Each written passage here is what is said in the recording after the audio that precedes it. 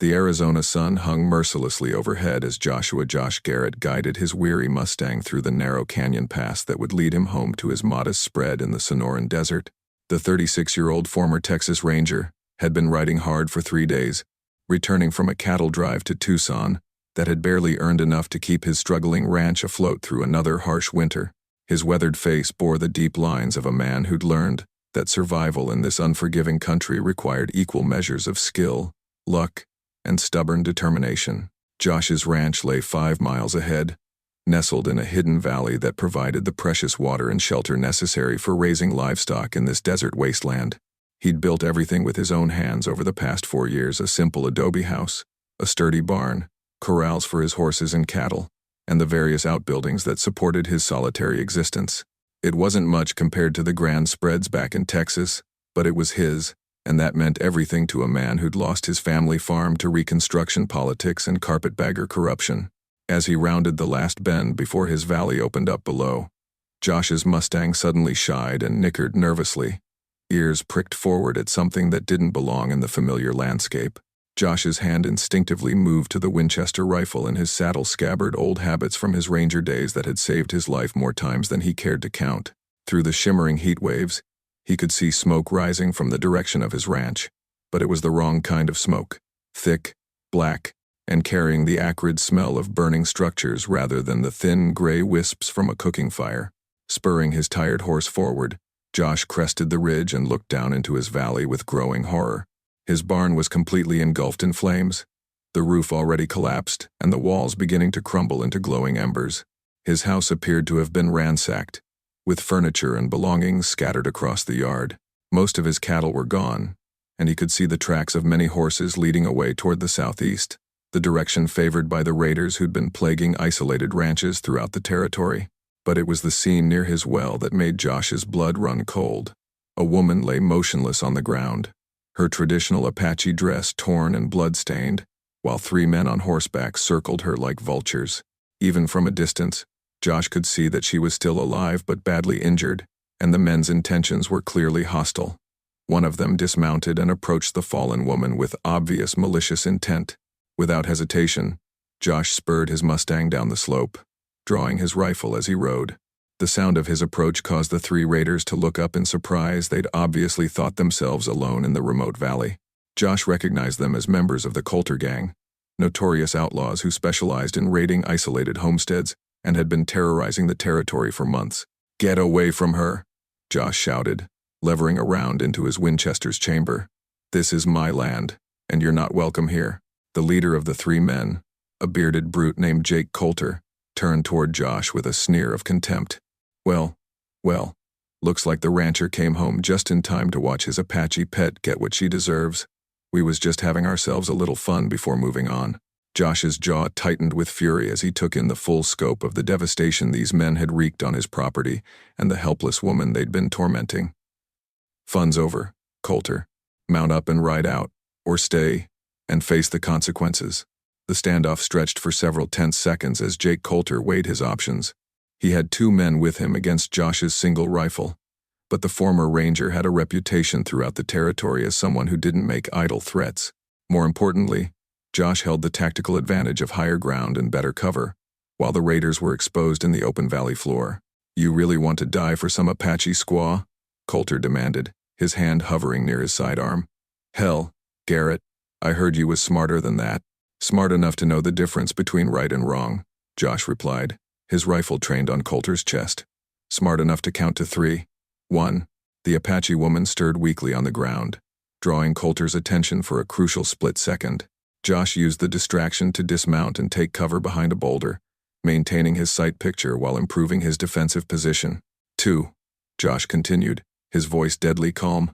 Coulter's companions were looking increasingly nervous, recognizing that their leader's arrogance was about to get them all killed.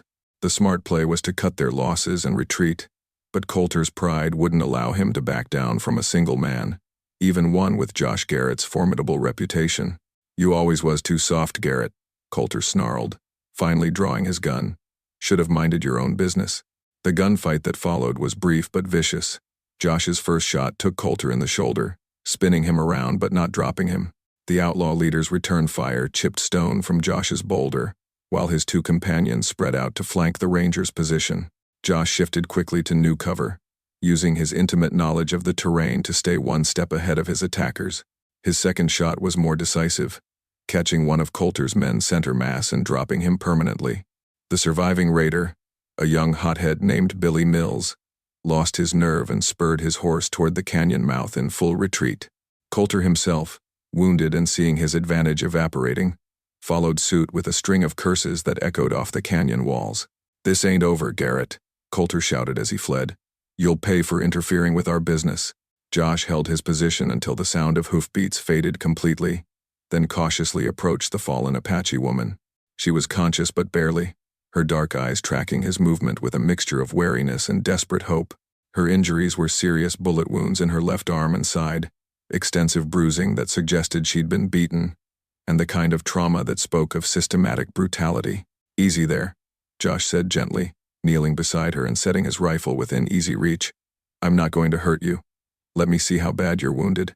The woman studied his face intently, her intelligent eyes taking in every detail of his appearance and demeanor. When she spoke, it was in surprisingly clear English, though her voice was weak with pain and exhaustion. "Why?" she whispered. "Why help Apache woman? Your people, my people, enemies." Josh was already examining her wounds, his hands gentle but efficient as he assessed the damage. "Because you needed help, and because those men were animals who deserved killing regardless of who they were hurting." Working with the practiced efficiency of someone who'd treated battlefield wounds during his ranger days, Josh carefully moved the injured Apache woman into the shade of his damaged house and began the delicate process of cleaning and dressing her injuries.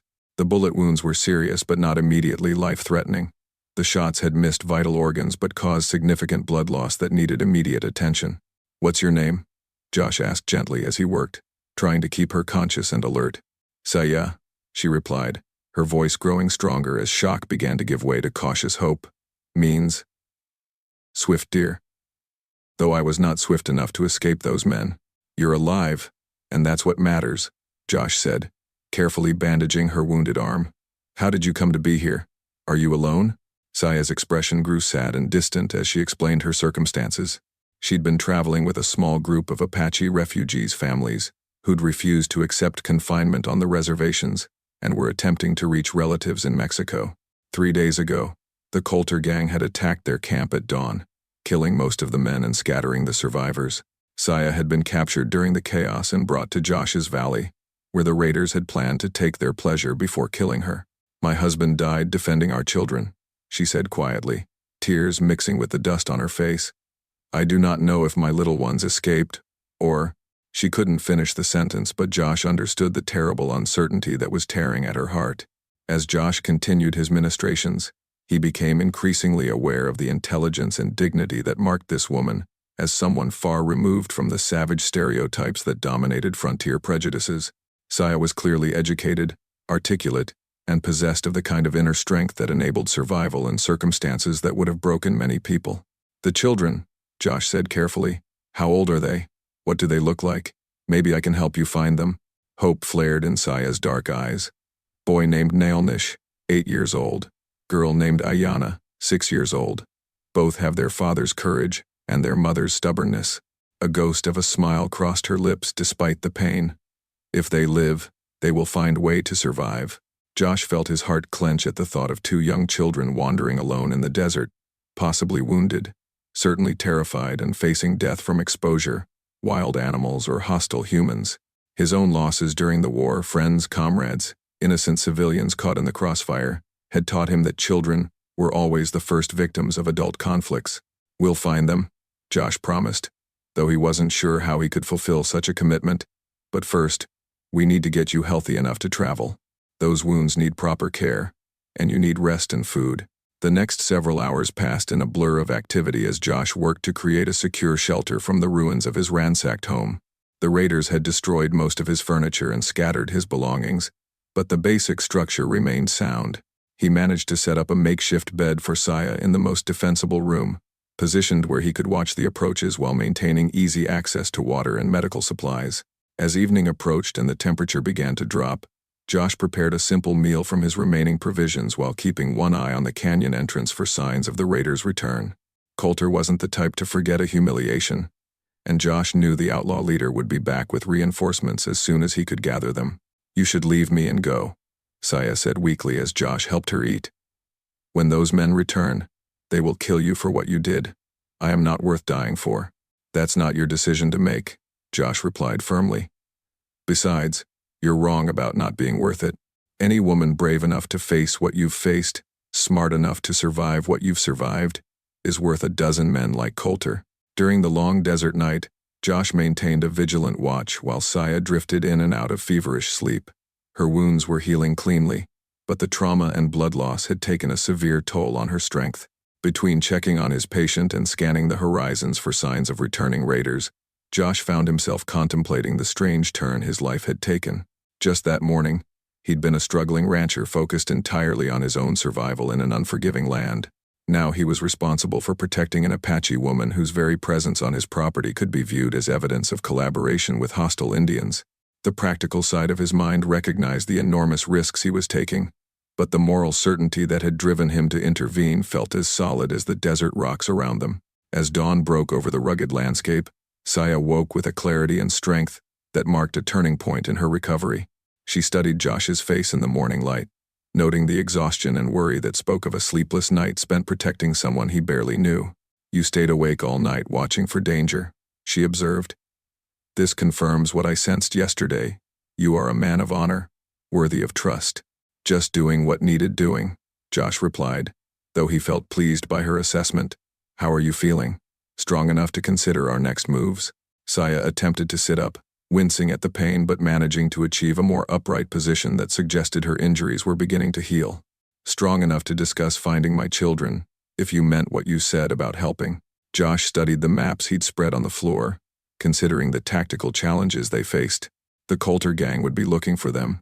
The territorial authorities might view any Apache as hostile regardless of circumstances, and somewhere in the vast desert, 2 young children were struggling to survive against impossible odds. "Tell me about the attack," Josh said. "Every detail you can remember about the direction people fled, the terrain, possible hiding places. If your children escaped, they'll be trying to find water and shelter, probably moving at night to avoid detection."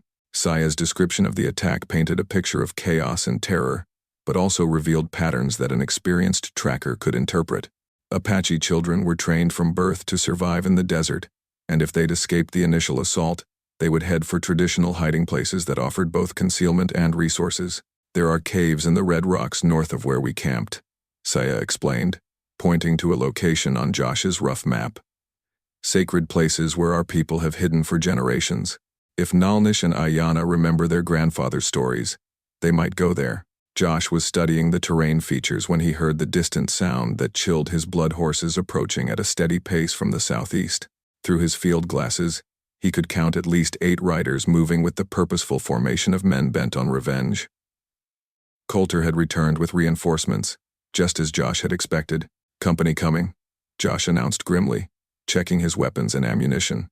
"Coulter's back with friends, and they don't look like they're here to negotiate." Saya struggled to her feet despite her injuries, her face grim with determination. "Give me a weapon. I will not die helpless while good man fights my battles." Josh handed her his spare revolver, noting how naturally she handled the weapon. "Can you shoot?" "My husband taught me," she replied simply. "Apache women learn to defend their families when men cannot."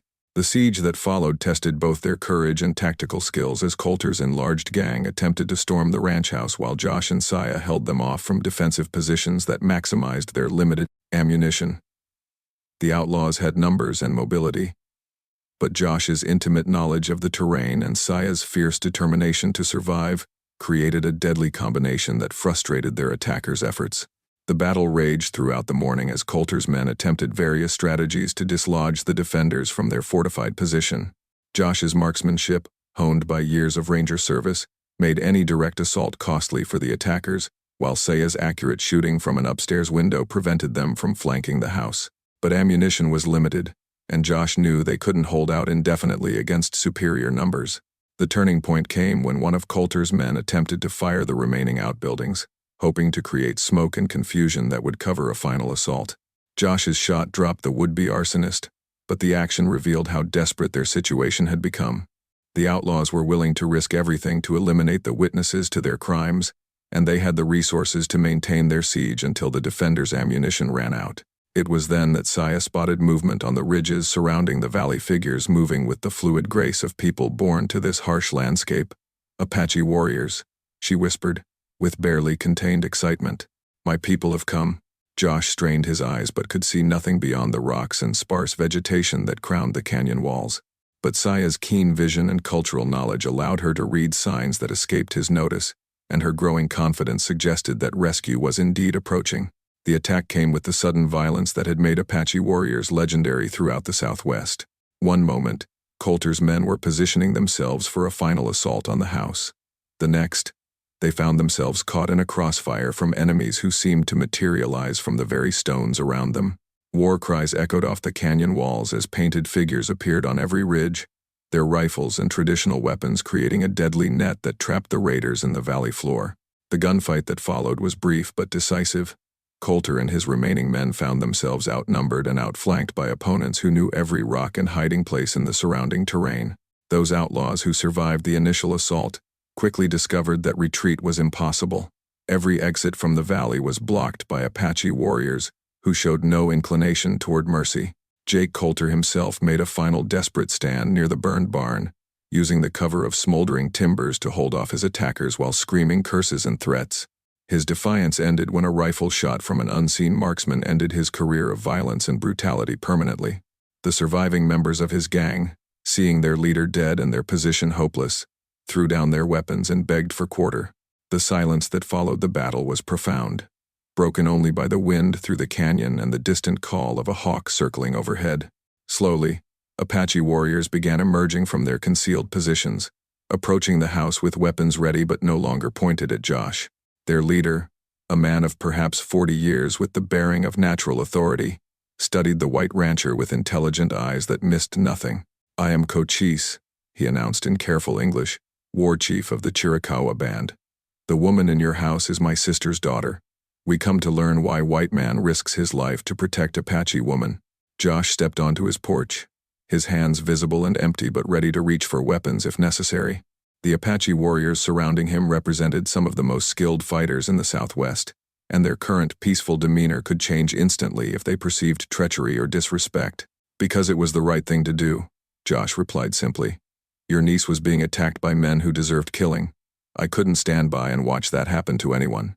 Cochise studied Josh's face for a long moment, then nodded slowly. "This is answer of honorable man. We have watched the fight, seen how you defend our family member with your life. Such courage creates obligations between our peoples." The aftermath of the battle brought revelations that transformed Josh's understanding of his situation and the broader politics of the territory. Cochise's band had been tracking the Coulter gang for weeks, seeking justice for the attack on their refugees and the murder of their kinsmen. They'd arrived at Josh's valley just in time to witness his defense of Saya, an act of courage that impressed warriors who understood the value of fighting against impossible odds. More importantly, Cochise brought news that lifted Saya's heart and justified Josh's faith in Apache children's survival skills. Naalnish and Ayana were alive and safe, hidden in the very caves their mother had described, cared for by other survivors of the original attack who'd managed to evade the raiders.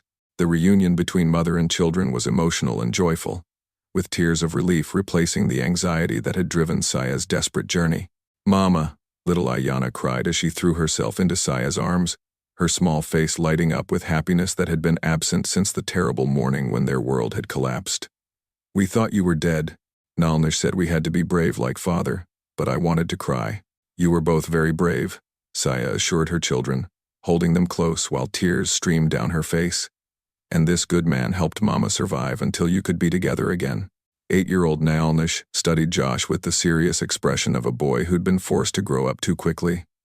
"You fought bad men to protect our mother," he said in careful English. "This makes you family now."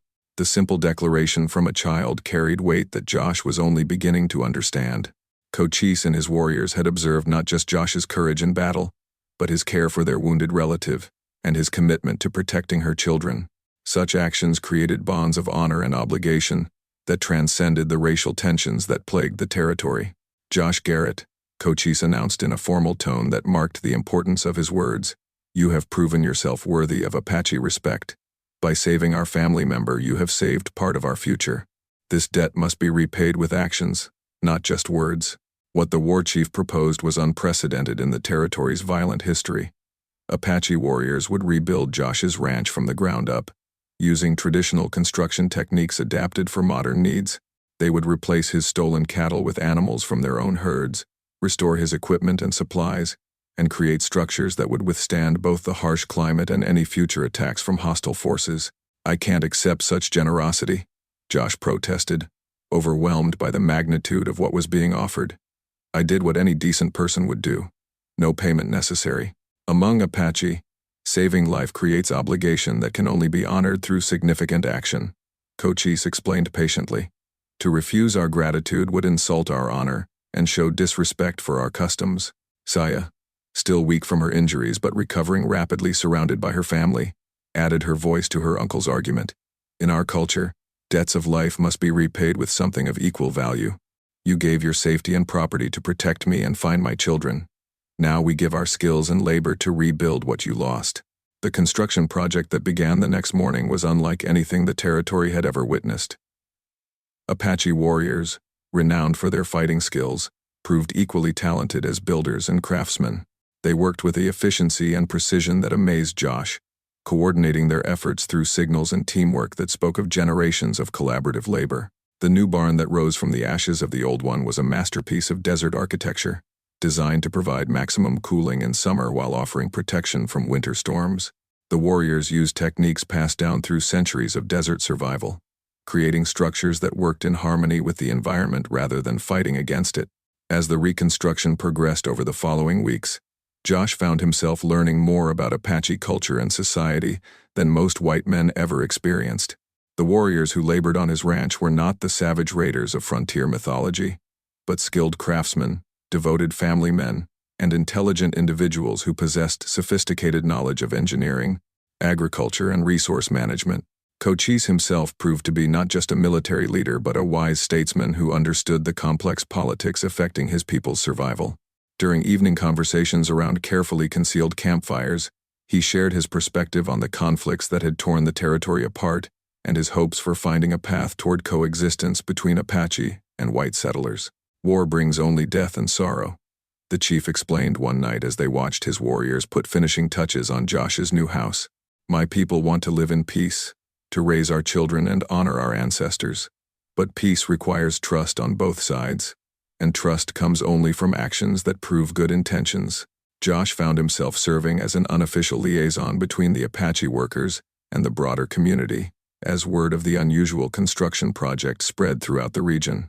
Some neighbors viewed the arrangement with suspicion and fear, while others recognized the practical benefits of peaceful relations with former enemies who possessed valuable skills and knowledge. The most dramatic test of the new relationship came when Sheriff Bill Crawford arrived with a territorial marshal to investigate reports of unauthorized Apache activity on Josh's property.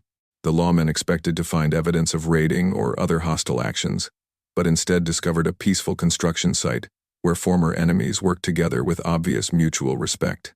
"Mr. Garrett," Marshal Tom Bradley announced with obvious confusion, "we've had reports of Apache war parties operating in this area. Are you being held against your will?" Josh stepped forward with quiet confidence, noting how Apache warriors casually positioned themselves to support him if the situation turned hostile. "Marshal, these people are my guests and partners. They're helping me rebuild after the Coulter gang destroyed my property." "Partners?" Crawford repeated incredulously. "Josh, these are Apache warriors. They're supposed to be on reservations, not building houses for white ranchers. They're also skilled craftsmen who saved my life and are helping me recover from criminal attacks," Josh replied firmly. "I'd say that makes them valuable allies rather than threats to territorial security." The lengthy negotiations that followed established precedents for Apache-white cooperation that would influence territorial policy for years to come. Cochise demonstrated his diplomatic skills by proposing arrangements that satisfied legal requirements while allowing his people to maintain their dignity and freedom of movement. "We do not wish to defy white man's law," the chief explained to the federal officials, "but we also cannot accept imprisonment for the crime of being Apache. Give us opportunity to prove that cooperation brings better results than conflict."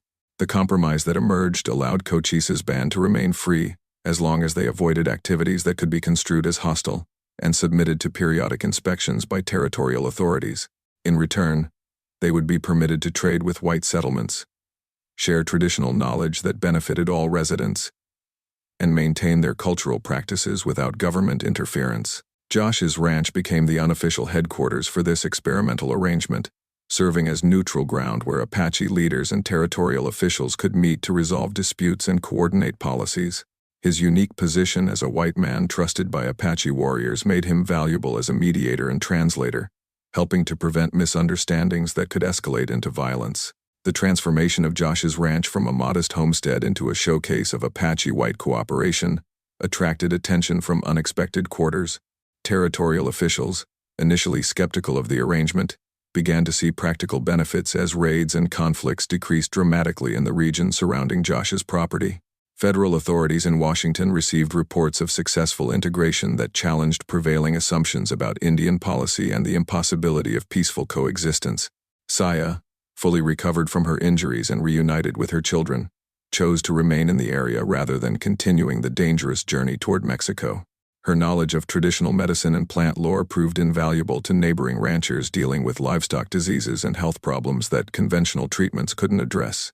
More importantly, her presence served as a living bridge between communities that had known only fear and mistrust.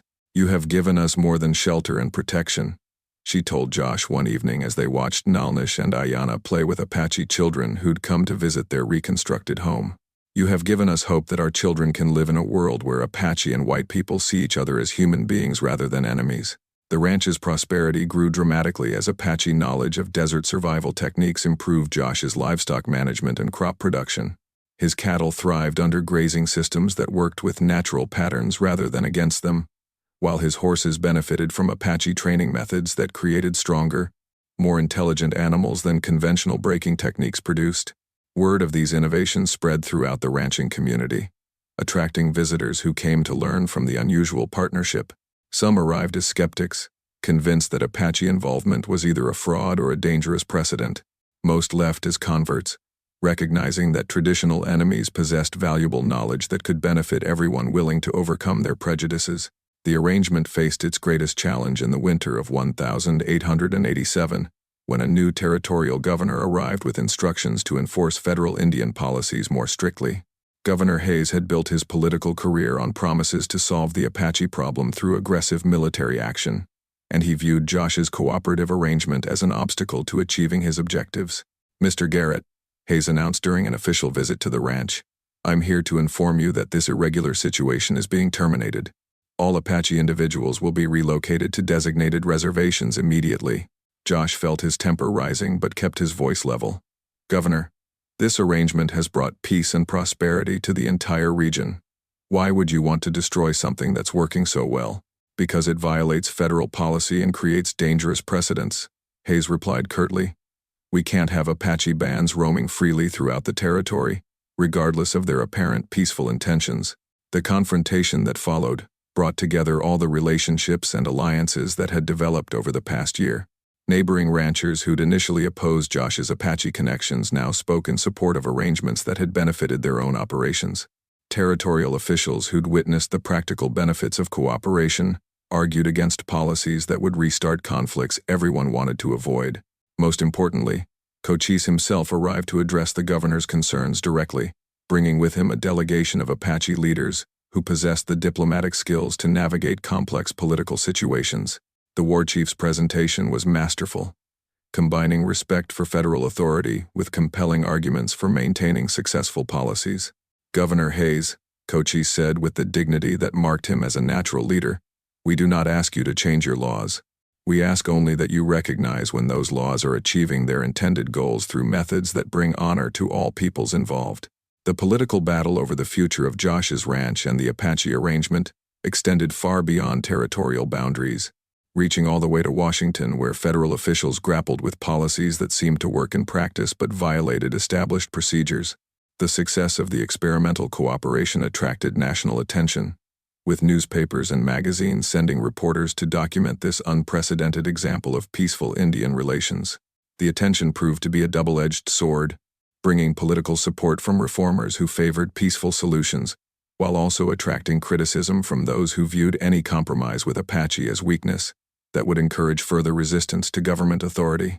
Governor Hayes found himself caught between competing pressures from federal superiors who wanted results and local constituents who valued the stability that cooperation had brought. The crisis came to a head when a delegation of Apache leaders from other bands arrived to observe the arrangement firsthand and consider whether similar agreements might be possible for their own people. The gathering represented the largest peaceful assembly of Apache chiefs in decades, bringing together leaders who'd spent years fighting both each other and federal forces. "What we see here gives us hope," announced Geronimo, the legendary war leader whose name had become synonymous with Apache resistance. "If Josh Garrett can find honor in protecting Apache woman, if Cochise can find wisdom in building rather than destroying, then perhaps there is path forward that preserves dignity for all our peoples." The presence of such prominent Apache leaders created both opportunity and danger for the experimental arrangement. Federal authorities couldn't ignore the political implications of successful negotiations with men who'd been branded as hostiles, while military commanders worried about the security risks of allowing so many formidable warriors to gather in one location.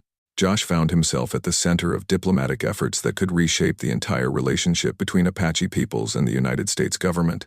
His ranch had become a neutral ground where former enemies could meet safely, discuss their differences honestly, and explore possibilities for cooperation that benefited everyone involved. "I never intended to become a diplomat," Josh confided to Saya one evening as they prepared for another round of negotiations. "All I wanted was to live quietly and mind my own business. But your business became our business when you chose to protect me," Saya replied with a smile.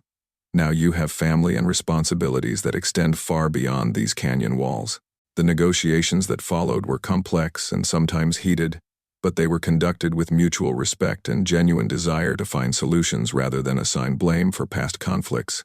Apache leaders proposed arrangements that would allow their people to maintain cultural autonomy while accepting federal oversight of activities that affected regional security. Government representatives offered compromises that acknowledged Apache rights while protecting the interests of white settlers who'd built lives in formerly disputed territories. Josh's role evolved from reluctant host to active mediator, as his unique position allowed him to translate not just languages, but cultural concepts that often got lost in formal diplomatic exchanges. His reputation for fairness and his obvious commitment to protecting Apache interests earned him trust from leaders who'd learned to be suspicious of white promises.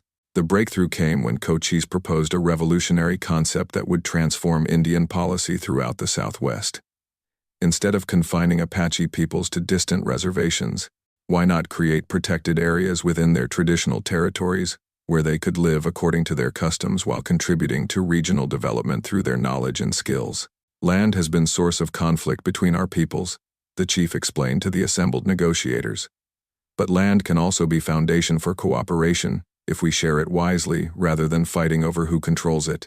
The comprehensive agreement that emerged from the negotiations represented a triumph of pragmatic cooperation over ideological rigidity. Apache bands would be allowed to establish settlements within designated areas of their traditional territories, maintaining their cultural practices while accepting federal oversight and contributing to regional development through agricultural and resource management programs. Josh's ranch became the model for this new approach, demonstrating how Apache and white families could live and work together while maintaining their distinct identities. The success of his cooperative arrangement provided concrete evidence that peaceful coexistence was not only possible but profitable for everyone involved. The reconstruction of Josh's property had evolved far beyond simply replacing what the Coulter gang had destroyed. Under Apache direction, the ranch had become a showcase of desert architecture and sustainable land management that attracted visitors from throughout the Southwest. The buildings were perfectly adapted to their environment. The livestock thrived under management systems that worked with natural patterns, and the entire operation demonstrated the benefits of combining traditional knowledge with modern techniques. Saya had become more than just a grateful refugee seeking shelter. She'd become Josh's partner in both business and life, bringing skills and perspectives that complemented his own abilities perfectly. Their marriage, conducted according to both Apache and white customs, symbolized the kind of cultural bridging that the new policies were designed to encourage. "When I found you wounded by my barn, I thought I was saving one person's life," Josh told Saya on their wedding day as Apache and white families celebrated together in the valley that had once known only conflict. "I never imagined that one act of simple decency would change so many lives. My grandfather always said that kindness creates ripples that spread far beyond what we can see," Saya replied, her dark eyes reflecting the happiness that had replaced the fear and sorrow of their first meeting. "You threw a pebble of compassion into still water, and the waves are still spreading." The children who grew up on the transformed ranch, Apache and white youngsters playing together, learning from each other, and forming friendships that transcended the racial divisions that had defined their parents' generation, represented the future that the new policies were designed to create. Nalnish and Ayana, once refugees facing an uncertain future, became bridge builders who moved easily between cultures while maintaining pride in their Apache heritage.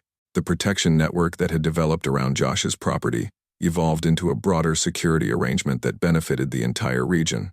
Apache warriors, their military skills redirected toward peacekeeping rather than warfare, became the most effective law enforcement presence the territory had ever known. Their knowledge of the land and their commitment to protecting the communities that had accepted their families made them invaluable allies in the ongoing struggle against criminal elements. Years later, when historians wrote about the transformation of the American Southwest from a battleground into a functioning multicultural society, they often cited the agreements negotiated at Josh Garrett's ranch as a turning point that demonstrated the possibility of peaceful coexistence between peoples who'd seemed destined for eternal conflict. But for those who'd lived through the transformation, the most important legacy wasn't political or historical, it was personal. Josh's simple decision to protect an injured Apache woman from brutal attackers had created bonds of family and friendship that lasted for generations. His ranch became a gathering place where former enemies became relatives, where children learned that courage and kindness were more important than ancestry, and where the healing power of human compassion proved stronger than centuries of mistrust and violence. The barn and house that Apache warriors had built to replace those destroyed by raiders stood for decades as monuments to what was possible when people chose cooperation over conflict. But the real monument was less visible and more enduring: the network of relationships, the traditions of mutual respect, and the living proof that even the deepest wounds could heal when people had the courage to see past their fears and prejudices. When Josh finally passed away at the age of 74, surrounded by children and grandchildren who carried both Apache and white blood in their veins, his funeral became a celebration that brought together communities from across the Southwest. Apache warriors rode from distant settlements to honor the white man who'd proven that enemies could become family, while settlers who'd once feared his Indian connections came to pay their respects to a neighbor who'd shown them the path to peace. Saya, now a respected elder whose knowledge of traditional medicine had saved countless lives, spoke at the ceremony with words that captured the essence of what they'd built together. "My husband saved my life when I was dying. But more than that, he saved the lives of children yet unborn by proving that love is stronger than hate, that understanding can triumph over fear, and that the courage to do right in a single moment can echo through generations." The ranch itself became a pilgrimage site for those seeking to understand how former enemies had learned to live together in harmony. The buildings constructed by Apache hands remained sturdy and beautiful, their design a perfect marriage of traditional wisdom and practical innovation. The land prospered under management systems that honored both cultures' understanding of how to work with nature rather than against it. But perhaps the most lasting legacy was found in the stories that were passed down through both Apache oral tradition and settler family histories. Tales of how one man's refusal to turn away from suffering had created ripples of healing that spread far beyond what anyone could have imagined. The story became a teaching tool used by parents of all backgrounds to show their children that true strength came not from defeating enemies, but from finding the courage to turn enemies into friends. In the end, the most remarkable thing about Josh Garrett's story wasn't that he'd risked his life to protect an Apache woman from raiders, though that took considerable courage. It wasn't even that Apache warriors had rebuilt his ranch in gratitude, though that represented an unprecedented display of honor and craftsmanship. The truly extraordinary legacy was the proof that in a land torn by racial hatred and violence, ordinary people could choose to see each other's humanity and build something beautiful together from the ashes of their mutual suffering. The valley where it all began remained peaceful for generations, protected by invisible guardians who remembered the debt their ancestors owed to a man who'd proven that the simplest acts of human decency could change the world. And in the warm desert evenings, When the wind carried the scent of sage and the distant sound of children's laughter, old-timers would tell the story again of how kindness had triumphed over cruelty, how understanding had conquered fear, and how one cowboy's refusal to look away from injustice had created a legacy of hope that would never be forgotten.